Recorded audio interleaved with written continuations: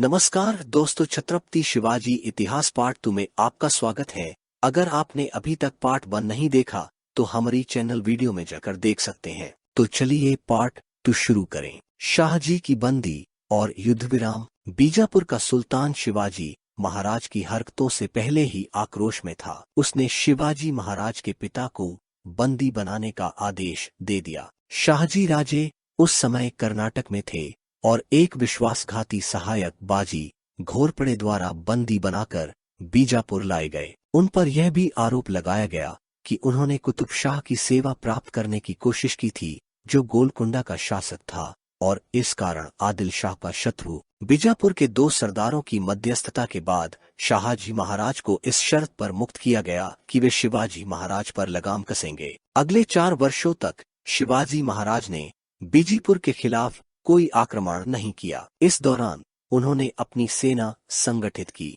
शाहजी की मुक्ति की शर्तों के मुताबिक शिवाजी राजा ने बीजापुर के क्षेत्रों पर आक्रमण तो नहीं किया, पर उन्होंने दक्षिण पश्चिम में अपनी शक्ति बढ़ाने की चेष्टा की। पर इस क्रम में जावली का राज्य बाधा का काम कर रहा था। यह राज्य सातारा के सुदूर उत्तर पश्चिम में वामा और कृष्णा नदी के बीच में स्थित था। यहाँ का राजा चंद्रराव मौर्य था, जिसने ये जागीर शिवाजी से प्राप्त की थी। शिवाजी ने मौर्य शासक चंद्रराव को स्वराज में शामिल होने को कहा, पर चंद्रराव बीजापुर के सुल्तान के साथ मिल गया। सन 1656 में शिवाजी ने अपनी सेना लेकर जावली पर आक्रमण कर दिया। चंद्रराव मौर्य और उसके दोनों पुत्रों ने शिवाजी के साथ लड़ाई की, पर अंत में वे बंदी बना लिए गए, पर चंद्रगांव भाग गया। स्थानीय लोगों ने शिवाजी के इस कृत्य का विरोध किया, पर वे विद्रोह को कुचलने में सफल रहे। इससे शिवाजी को उस दुर्ग में संग्रहित 8 वंशों की संपत्ति मिल गई। इसके अलावा कई मावल सैनिक मुरारबाजी देशपांडे भी शिवाजी की सेना में सम्मिलित हो गए। मुगलों से पहली मुठभेड़। शिवाजी के बीजापुर तथा मुगल दोनों शत्रु थे। उस समय शहजादा औरंगजेब दक्कन का सूबेदार था। इसी समय 1 नवंबर 1656 को बीजापुर के सुल्तान आदिल शाह की मृत्यु हो गई, जिसके बाद बीजापुर में अराजकता का माहौल पैदा हो गया। इस स्थिति का लाभ उठाकर औरंगजेब ने बीजापुर पर आक्रमण कर दिया और शिवाजी ने औरंगजेब का साथ देने की बजाय उस पर धावा बोल दिया। उनकी सेना ने जुन्नार नगर पर आक्रमण कर ढेर सारी संपत्ति के साथ 200 घोड़े लूट लिए। अहमदनगर से 700 घोड़े, 4 हाथी के अलावा उन्होंने गुंडा तथा रेसिंग के दुर्ग पर भी लूटपाट मचाई। इसके परिणाम स्वरूप औरंगजेब शिवाजी से खफा हो गया और मैत्री वार्ता समाप्त हो गई। शाहजहां के आदेश पर औरंगजेब ने बीजापुर के साथ संधि कर ली और इसी समय शाहजहां बीमार पड़ गया। उसके व्याधिग्रस्त होते ही औरंगजेब उत्तर भारत चला गया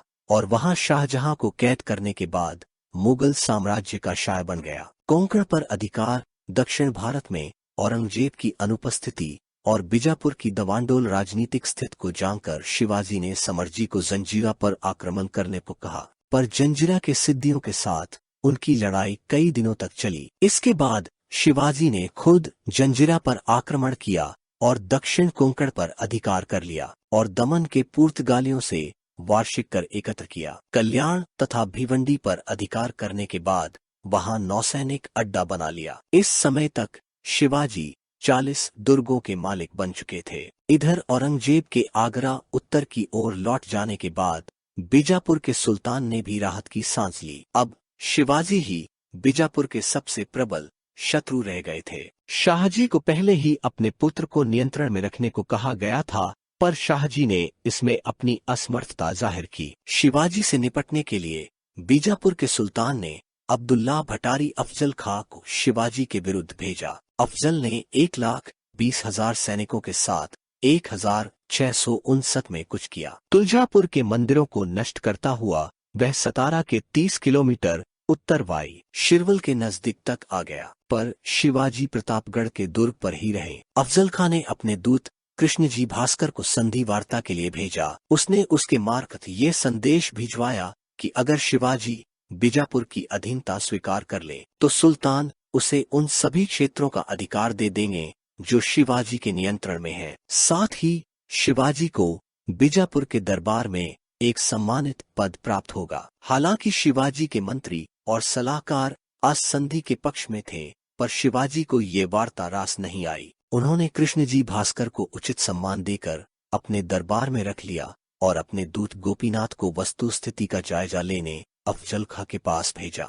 गोपीनाथ और कृष्णजी भास्कर से शिवाजी को ऐसा लगा कि संधि का षड्यंत्र रचकर अफजल खां शिवाजी को बंदी बनाना चाहता है। अतः उन्होंने युद्ध के बदले अफजल खां को एक बहुमूल्य उपहार भेजा और इस तरह अफजल खां को संधि वार्ता के लिए राजी किया। संधि स्थल पर दोनों ने अपने सैनिक घात लगाकर रखे थे। मिलने के स्थान पर जब दोनों मिले तब अफजल खां ने अपने कथियार से शिवाजी पे वार किया। बचाव में शिवाजी ने अफजल खां को अपने वस्त्रों व घनखों से मार दिया। 10 नवंबर 1659 अफजल खां की मृत्यु के बाद शिवाजी ने पन्हाला के दुर्ग पर अधिकार कर लिया। इसके बाद पवनगर और वसंतगढ़ के दुर्गों पर अधिकार करने के साथ उन्होंने रुस्तम खां के आक्रमण को विफल भी किया। इससे राजापुर तथा दाबुल पर भी उनका कब्जा हो गया। अब बीजापुर में आतंक का माहौल पैदा हो गया और वहां के सामंतों ने आपसी मतभेद भुलाकर शिवाजी पर आक्रमण करने का निश्चय किया। 2 अक्टूबर 1665 को बीजापुरी सेना ने पन्हाला दुर्ग पर अधिकार कर लिया। शिवाजी संकट में फंस चुके थे, पर रात्रि के अंधकार का लाभ उठाकर वे भागने में सफल रहे। बीजापुर के सुल्तान ने स्वयं कमान संभालकर पन्हाला पवनगर पर अपना अधिकार वापस ले लिया, राजापुर को लूट लिया और श्रृंगारगढ़ के प्रधान को मार डाला। इसी समय कर्नाटक में सिद्दी जोहर के विद्रोह के कारण बीजापुर के सुल्तान ने शिवाजी के साथ समझौता कर लिया। इस संधि में शिवाजी के पिता शाहजी ने मध्यस्थता का काम किया। सन 1662 में हुई इस संधि के अनुसार शिवाजी को बीजापुर के सुल्तान द्वारा स्वतंत्र शासक की मान्यता मिली। इसी संधि के अनुसार उत्तर में कल्याण से लेकर दक्षिण में पोंडा तक 250 किलोमीटर का और पूर्व में इंदापुर से लेकर पश्चिम में दाबुल तक 150 किलोमीटर का भूभाग शिवाजी के नियंत्रण में आ गया। शिवाजी की सेना में